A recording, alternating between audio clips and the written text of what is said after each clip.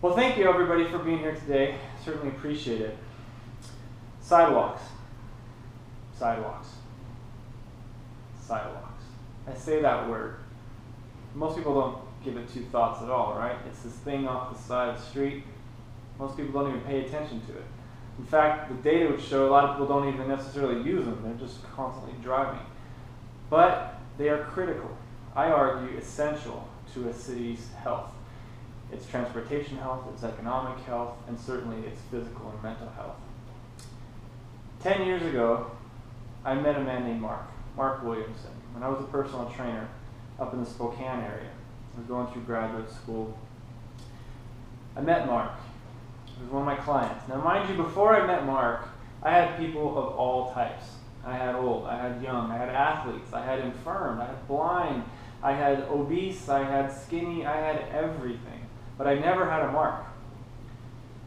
But then I met Mark, and he was a different guy. Mark was 400 pounds.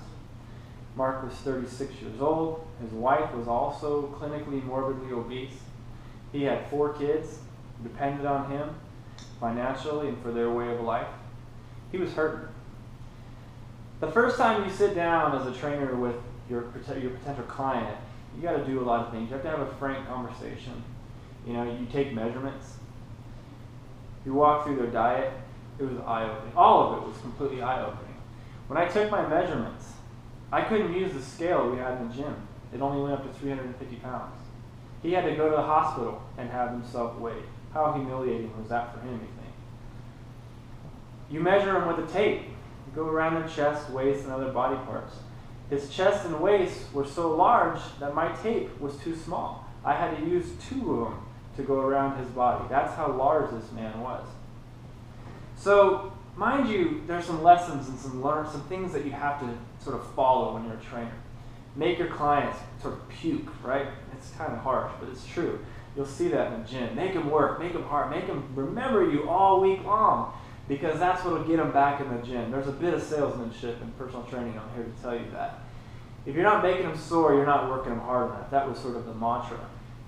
You got to do everything that you can to make them come back, yearn, hurt them. Another thing, don't ever leave the gym. Why wouldn't you want to leave the gym? Well, that's that question. Liability, lawyers, oh my gosh, the world's going to come to an end if you leave that building. Those are some of the rules that were in my head when I first met Mark.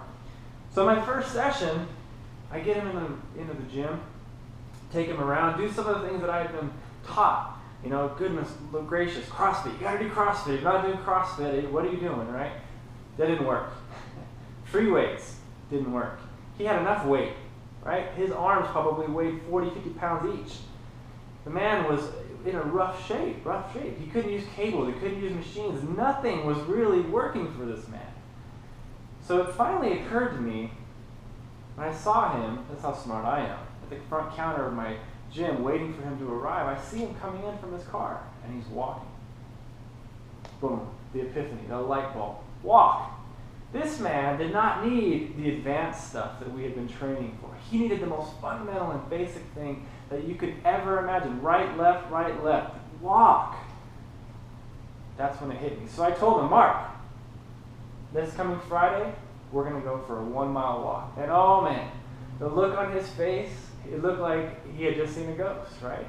He had a mile. He hadn't walked a mile in a straight mile in forever, probably 20 years or longer. I said, okay, so that's what we're going to do. So I mapped it all out. He showed up on Friday. Here we go. You ready? Yep. Okay, I'm ready. I had my phone. 9-1. I'm ready.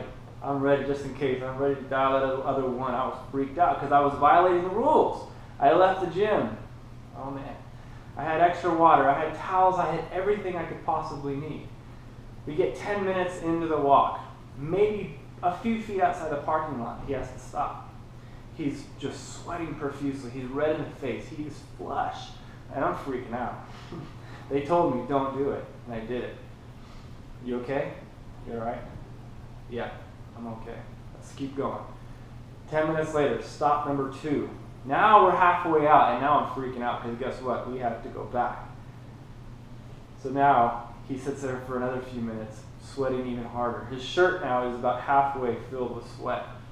3 times he had to stop on this walk. 48 minutes. That's about a mile, 1.3 miles per hour. That's how slow that was on average, okay? But we finally made it. Another part of that experience, though, we had a phenomenal talk. When he was able to talk, I dug deeper into his life and found out all kinds of things. He was sharing with me. He was letting a lot of things out, kind of getting emotional. So all of this stuff happened on this one walk.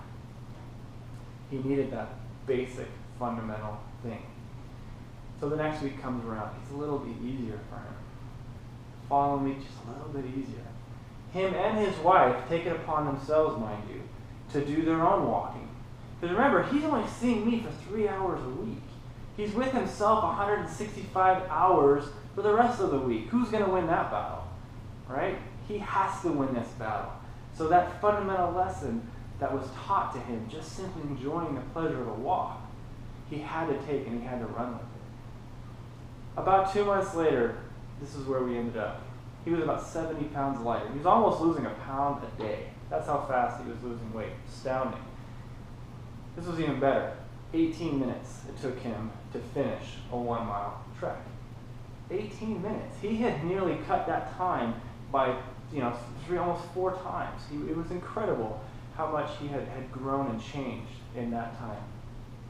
So he was fast approaching 300 pounds. He continued on, and you get the point.